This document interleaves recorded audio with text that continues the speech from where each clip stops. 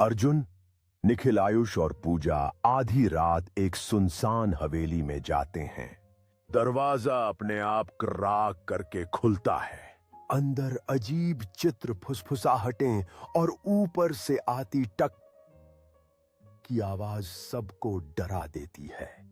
दूसरी मंजिल पर उन्हें कमरा 13 मिलता है, काला जला हुआ और बर्फ जैसा ठंडा। दरवाजा खुलते ही एक भारी आवाज आती है, वापस जाओ।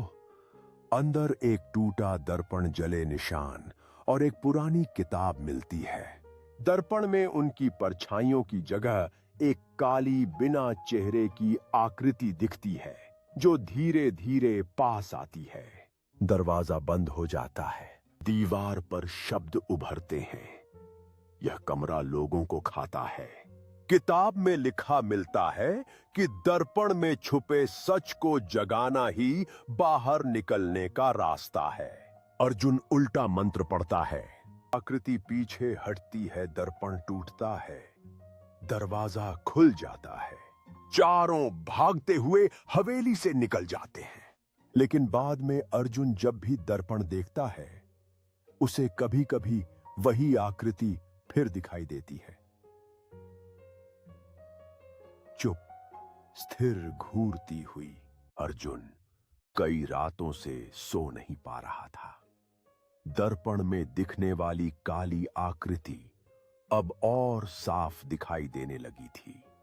कभी मुस्कुराती, कभी इशारा करती, जैसे उसे वापस बुला रही हो।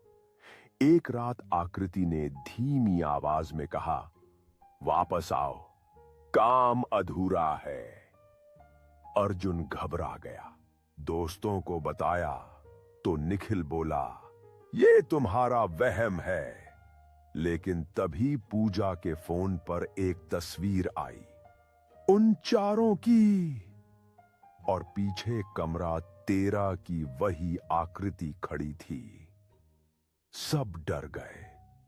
अंत में तय हुआ कि सच जानने के लिए उन्हें फिर हवेली जाना ही होगा। रात में हवेली पहुंचे तो वह पहले से भी ज्यादा वीरान थी। अंदर जाते ही लंबा अंधेरा गलियारा अपने आप रोशन हुआ, जैसे उनका इंतजार कर रहा हो। कमरे 13 तक पहुंचते ही दरवाजा बिना छुए खुल गया। अंदर टूटा दर्पण फिर से जुड़ा हुआ था और उस पर लिखा था, जो लौट आया वह सच सुनेगा। अर्जुन ने दर्पण को छूते ही एक तेज चीख कमरे में गूंजी और हवेली का दरवाजा जोर से बंद हो गया। अर्जुन ने दर्पण के पास जाकर फिर से झांका। उसके पीछे एक धुंधली आकृति थी, काले कपड़ों में लिपटी हुई, जैसे वह इसी पल का इंतजार कर रही थी। उस आकृति ने धीरे से कहा, तुमने मुझे बुलाया था, अब लौटने का समय है। अर्जुन की आंखें चौड़ी हो गईं। उसका दिल तेजी से धड़कने लगा। उसे याद आया कि उसने अपनी जिज्ञासा को शांत करने के लिए कितनी बार इस हवेली के बारे में सुना था।